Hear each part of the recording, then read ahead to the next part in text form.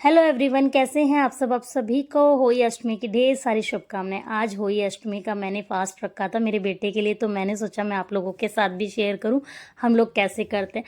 सबसे पहले मैंने येलो कलर की साड़ी निकाली। हर बार मैं होली अष्टमी पे येलो कलर के ही कपड़े पहनती हूँ, हमारे यहाँ येलो ही पहना जाता।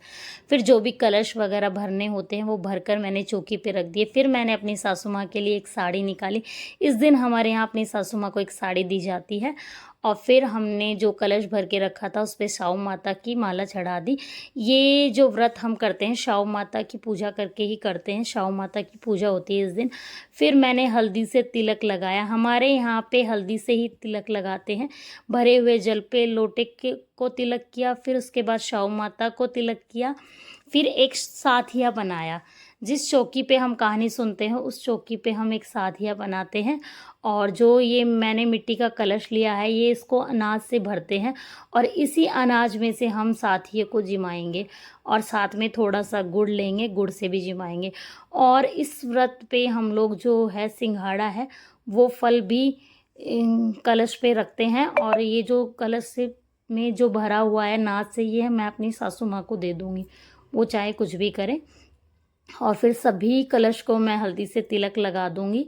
और उसके बाद में ये जो हल्दी से तिलक लगाने के बाद में अपनी सासू माँ को भी तिलक लगाऊंगी और फिर मैं अपने खुद भी तिलक लगाऊंगी। फिर मैं अपनी सासू माँ से इसकी कहानी सुनूंगी।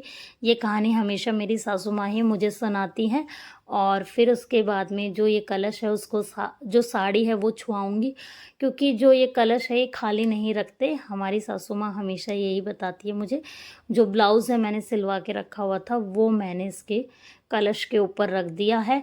और कुछ जो दक्षिणा मुझे देनी है वो मैंने इस कलश पे रख दी है, क्योंकि इसको खाली नहीं रखते, ऐसा मेरी सासू माँ ने मुझे बताया था।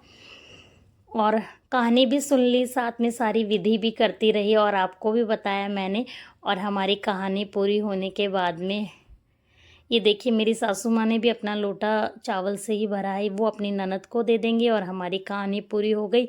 और फिर हम लोग पहुँच गए छत पे सूर्य देव को जल अर्पण करने। मैंने और सासू माँ ने सूर्य देव को जल अर्पण किया।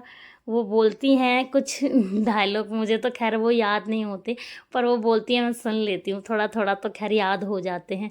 सोना किसी साकली जगमुत्या का सहार, पीर वह कीड़ी को सुनाल, ऐसे करके कुछ बोलती है, मुझे प्रॉपर याद नहीं होता। फिर सूर्य देव का मैंने आशीर्वाद लिया और उनसे कहा मेरे बेटे की उम्र लंबी हो, वो हमेशा अपनी ज़िंदगी में खुश रहे।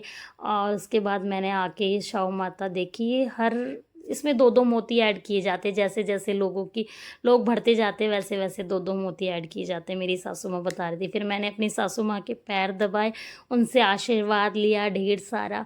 और बस मैं ये व्रत ऐसे ही करती हूँ। आपको अच्छा